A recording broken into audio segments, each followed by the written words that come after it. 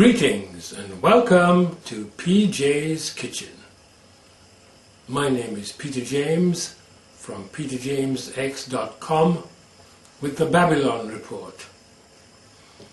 This evening we are looking at the subject, No Flesh Saved Alive.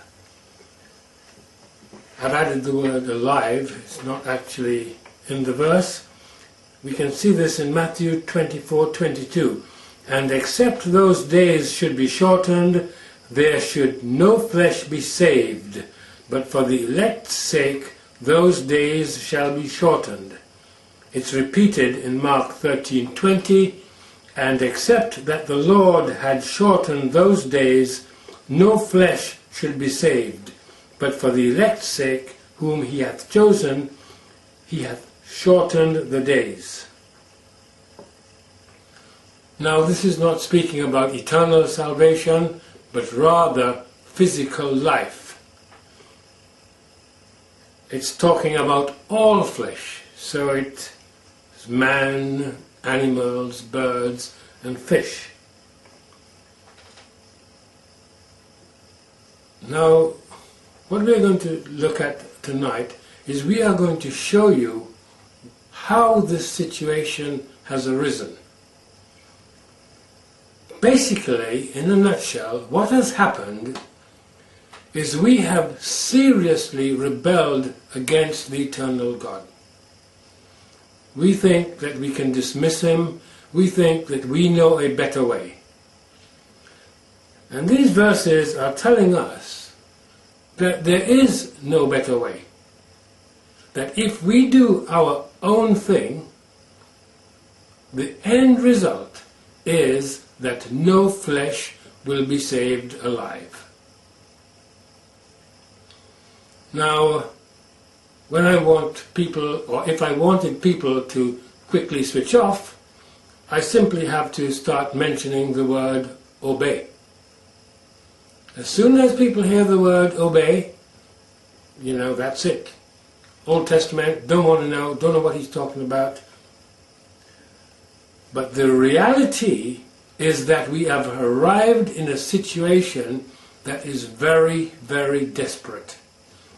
Now I think first of all we look at some of the recent headlines. I tend to do this quite often, and see what you think.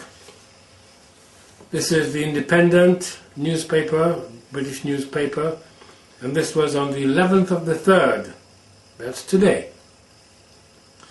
It says, the £20 billion food mountain. Britons throw away half of the food produced every year. Equivalent to half of the food imports needs for the whole of Africa. So what we throw away in the bin would feed half of Africa. Do you think that the eternal God is happy with that?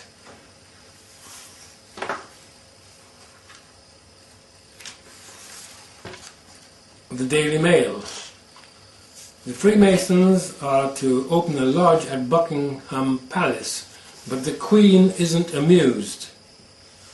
Well, she's not amused. I'm actually confused, because in this paper, I think you might just be able to see it, that is a picture of the Duke of Kent, the organization's Grand Master. The Duke of Edinburgh, he is a Freemason.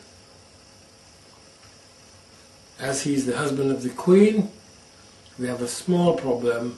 They are one flesh. That's what the Bible says. That's what happens when you marry somebody. You become one flesh. Therefore, I have to tell you, she's as much a part of the Freemason setup as is Prince Philip.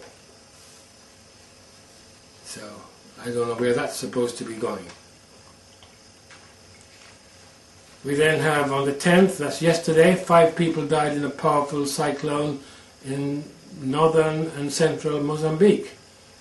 Now we had some high winds yesterday and rain in various parts, but not reaching 125 miles per hour.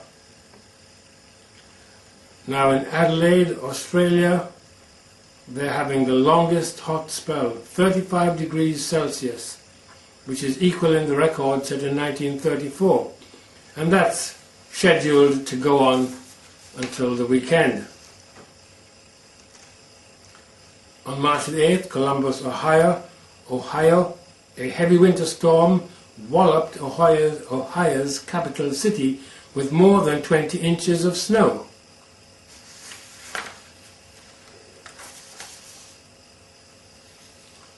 Now we have Obama, who is running for the presidency of the United States. He says, I think that people who are gay and lesbian should be treated with dignity. Very fine. Then he said, if people find that controversial, then I would just refer them to the Sermon on the Mount. In my mind, for my faith, more central than an obscure passage in Romans. That's my view. So Obama ties same-sex issues to Jesus' Sermon on the Mount. I do wonder if he has actually read it. You know, it does beg the question, has he actually read it? What he says here, continuing with Mr. Barack Obama's comments, he says an obscure passage in Romans. Well, if you read it, it says that this obscure passage, for this cause God gave them up unto vile affections, for even their women did change the natural use into that which is against nature, and likewise also the men, leaving the natural use of the women burned in their lust one toward another, men with men working that which is unseemly, that's homosexuality, and receiving in themselves that recompense of their error, which was meet, which was fitting. So, what's Mr. Obama talking about? Well, why am I mentioning that?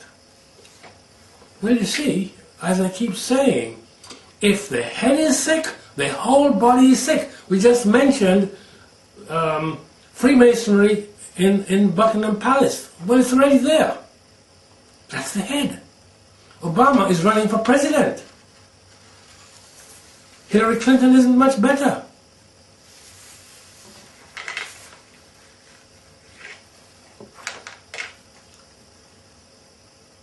It's now come out on March 7, 2008, that the U.S. Catholic Church paid $615 million for abuse cases.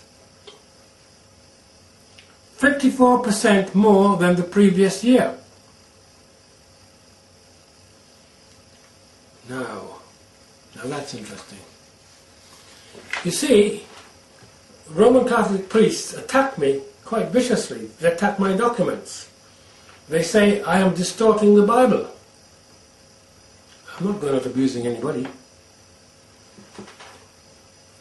I'm not running a mass and a confession, which I've written documents about, saying the abomination of. This is an abomination, and that's just the tip of the iceberg.